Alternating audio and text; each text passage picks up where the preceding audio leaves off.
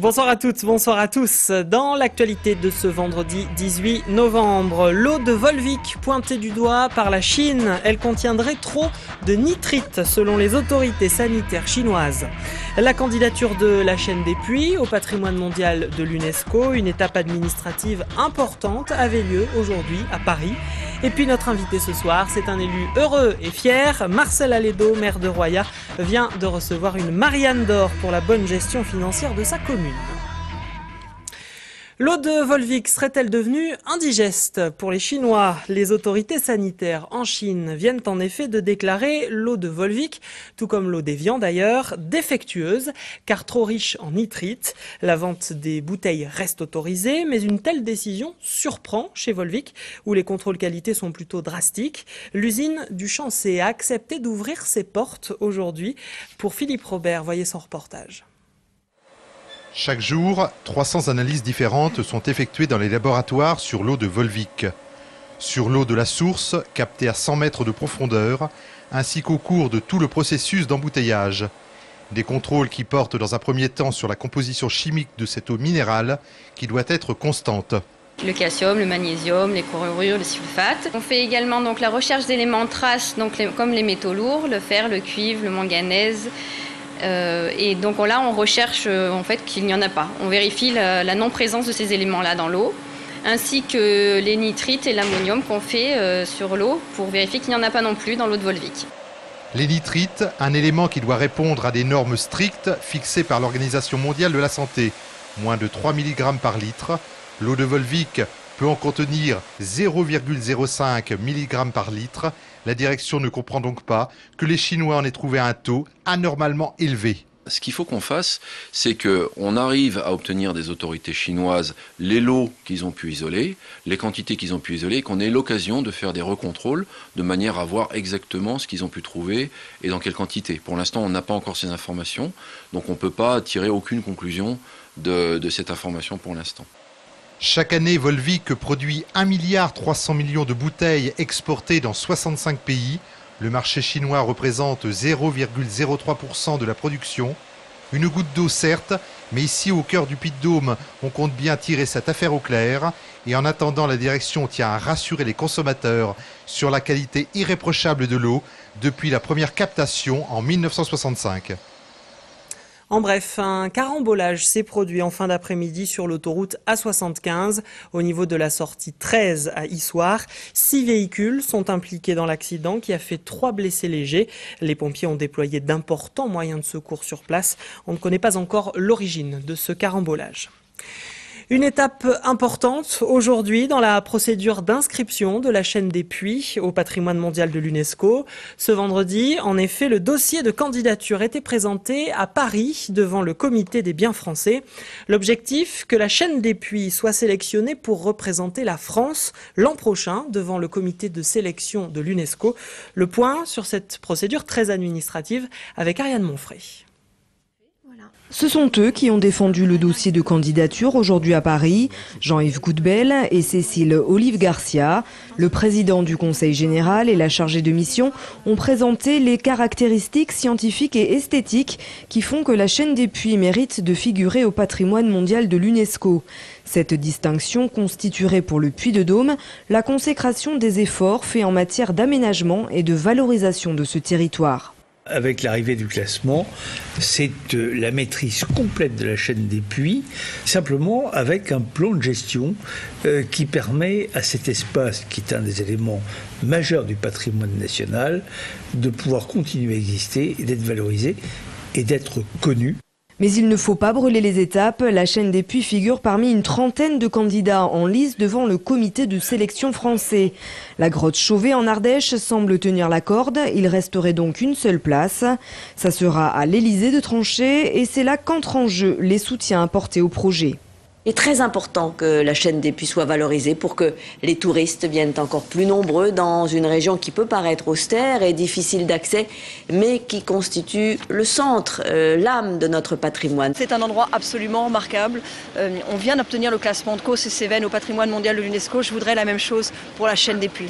On peut aussi citer Michelin, Volvic et le groupe Centre France parmi les soutiens locaux. La décision sera rendue en janvier prochain après arbitrage du président de la République. Souvenez-vous, le 28 septembre 2010, la mairie de Périers, près d'Issoire, était ravagée par un incendie. Plus d'un an après, nous nous sommes rendus sur place pour voir où en était le projet de reconstruction.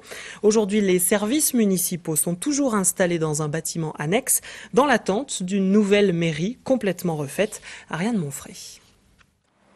Voici le visage qu'offre aujourd'hui la mairie de Périers, un an après l'incendie qui a ravagé le bâtiment et les archives communales, parfois vieilles de plusieurs siècles.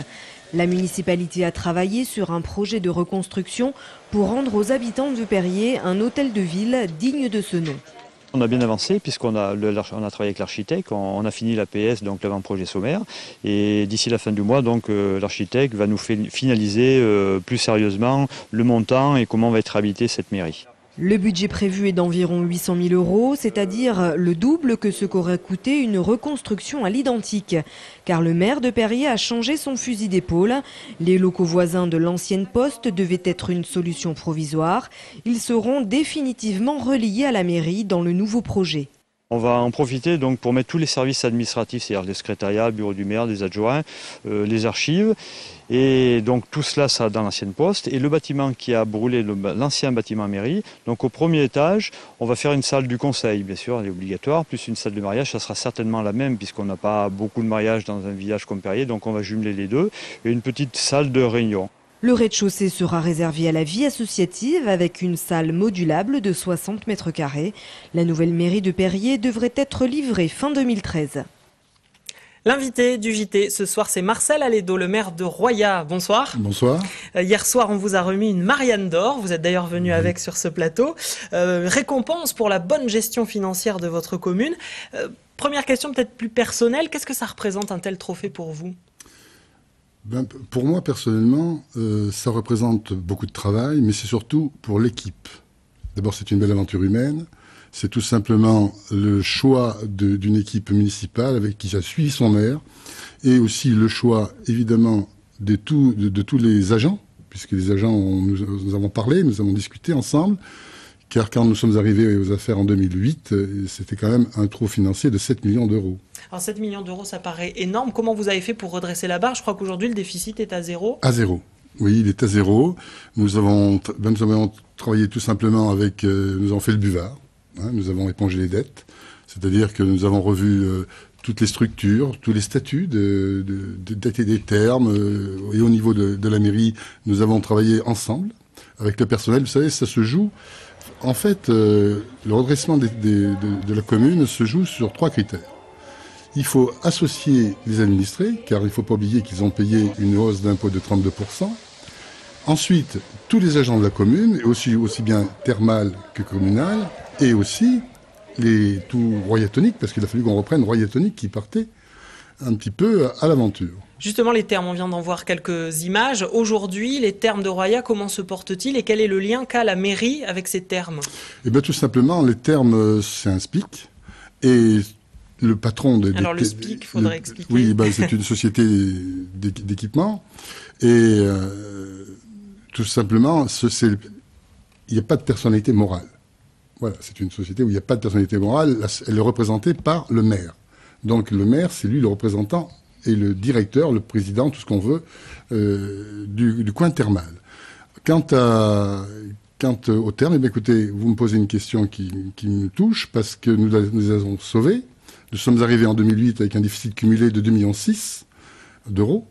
Et actuellement, en fin 2011, nous serons à 1 400 000 € de déficit. Ça reste encore beaucoup malgré tout. On voit le chemin parcouru, mais ça reste beaucoup. Est-ce qu'il faut s'en réjouir ? Non, c'était une nouvelle gestion qui a duré trop longtemps, et pour récupérer déjà en 3 ans ce que l'on a fait. Mais par contre, ce qui était très important, c'était de sauver les thermes et sauver les 130 emplois. Sauver aussi Royatonique et les 45 emplois. C'était le plus important. Royatonique également. On a beaucoup parlé aussi de ce que ça avait coûté à la mairie à une époque. On parlait aussi du coût du traitement de l'eau. Ça en est où tout ça ? Eh bien, écoutez, nous avançons. Tout simplement, nous travaillons sur la nouvelle modalité du traitement de l'eau. Nous avons réussi des belles performances. Nous réussissons à la maîtriser. Et évidemment, nous avons baissé les coûts. Et il est évident aussi qu'en baissant les coûts, automatiquement, ça nous a fait, quand nous avions un délégué au service public qui avait les termes, le royaume tonique, ça nous coûtait quand même aux alentours de 240 000 à 260 000 euros de frais. Alors vous avez parlé également vous l'avez évoqué tout à l'heure, pour permettre à votre commune de renflouer les caisses, vous avez augmenté les impôts. Oui. Est-ce que ça a été bien vécu ça par la population? Mais ça a été mal vécu par la population, et c'était très mal vécu pour nous, pour une équipe qui arrivait. On n'était pas là pour augmenter les impôts. On était là pour apporter des projets pour lesquels on a été élus. Mais il se trouve que suite à 2 audits, et suite après, qui a été d'ailleurs confortés l'un et l'autre, et qui ont été ensuite reconfortés d'une manière indéniable par la Chambre régionale des comptes, qui en arrivait à ce point, et en disant que tout simplement il y avait une très très mauvaise gestion, et cette gestion nous l'avons redressée. Alors tout en ayant une gestion rigoureuse, et ce sera ma dernière question, est-ce qu'aujourd'hui la mairie de Royat a encore les moyens d'avoir de l'ambition, des grands projets?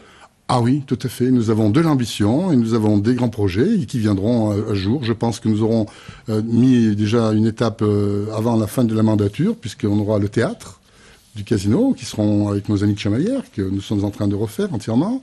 Et nous aurons aussi le CP, qui sera communautaire. Ben, c'est un ensemble de communautés de proximité. Et bien sûr, nous allons arriver à faire d'autres choses. Nous avons fait pas mal de choses quand même. Très bien. Quand même. Merci beaucoup, c'est moi qui vous remercie. Marcel Aledo, d'être venu sur le plateau. Un mot de sport à présent pour vous signaler les rendez-vous à suivre ce week-end. Rendez-vous important. D'abord en rugby, l'ASM Clermont-Auvergne reçoit ce soir au Michelin les Italiens d'Aironi pour le compte de la 2e journée de H-Cup. En football, 7e tour de la Coupe de France. Clermont se déplace à Feurs dans la Loire demain après-midi. Le coup d'envoi sera donné à 17h. Et puis en basket, la Jeanne d'Arc de Vichy au pied du mur s'en va affronter Quimper demain soir dans le cadre de la 8e journée de Pro B. Un nouveau spectacle proposé ce soir par la Comédie de Clermont, scène nationale. Il s'agit de l'histoire terrible mais inachevée de Norodom Sihanouk, roi du Cambodge. Une pièce créée à l'origine par Ariane Mnouchkine et le Théâtre du Soleil et recréée aujourd'hui en Khmer avec de jeunes Cambodgiens. Une répétition publique avait lieu ce matin à la Maison de la Culture. Cécile Finot était parmi les spectateurs. Cette pièce d'Hélène Sixou est la seule du répertoire contemporain à traiter du massacre du peuple khmer. Pour conduire la recréation de l'histoire de Norodom Sihanouk, Ariane Mnouchkine fait appel à Georges Bigot qui tenait le rôle du prince il y a 25 ans. Aujourd'hui, il travaille à la transmission de l'œuvre. Aller diriger ce travail, c'est aussi, au Cambodge, c'est aussi une manière pour moi, je ne sais pas pourquoi, parce que c'est comme ça, de réparer quelque chose avec ce petit art qui s'appelle le théâtre, qui ne vaut pas plus qu'un battement d'aile de papillon ou un grain de sable, mais qui peut donner de la force pour mieux vivre. C'est l'occasion pour les 25 acteurs et les 4 musiciens de l'école des arts Farpon-le-Selpac de se réapproprier leur histoire, en s'ouvrant notamment à d'autres interprétations des événements que la seule version officielle qu'on a bien voulu leur livrer. Ils ont participé à un travail collectif autour de la recréation dans leur pays. La langue n'a jamais été un frein à cette aventure humaine, grâce à la présence permanente d'un interprète jusqu'au plateau. Un bon interprète, c'est celui qui interprète aussi les intentions de celui qui parle. Et en fait, quand ça se passe bien, on ne se pose pas la question. C'est-à-dire, parce que c'est comme un double, c'est notre double en khmer, quoi. Les metteurs en scène rêvent désormais de voir le spectacle joué au Cambodge pour que cette parole entre dans le débat et participe à la reconstruction du pays. Leur travail offre aujourd'hui des outils à ces jeunes artistes khmer pour créer librement leur théâtre de demain. Voilà, et je vous rappelle le titre exact et complet de ce spectacle, l'histoire terrible mais inachevée de Norodom Sihanouk, roi du Cambodge.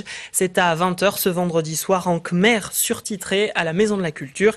Et puis en marge de cette unique représentation, lundi soir, le 21 novembre, à la Jetée à Clermont, sera projeté À la recherche du soleil, un documentaire datant de 1985 sur le travail d'Ariane Mnouchkine. Pour terminer, ce JT, ne manquez pas le 12e rendez-vous du carnet de voyage jusqu'à dimanche au Centre Polydôme à Clermont. Dans le cadre de cet événement, des aquarelles de voyage sont également présentées à l'intérieur du hall d'accueil du Centre Jean Perrin, le centre anti-cancer situé juste à côté du CHU Montpied à Clermont. Ces 40 aquarelles ont été réalisées par Joachim González Daouro. Elles nous font voir du pays, de la Grèce à l'Asie en passant par l'Amérique du Sud. L'exposition au Centre Jean Perrin est ouverte au public. Elle sera visible jusqu'au 2 décembre prochain. Et c'est la fin de ce JT. Merci à vous de l'avoir suivi. Dans un instant, vos prévisions météo. Le retour de votre info locale lundi, 12h30 pour le flash et 18h30 pour le JT. Très belle soirée à tous et très beau week-end.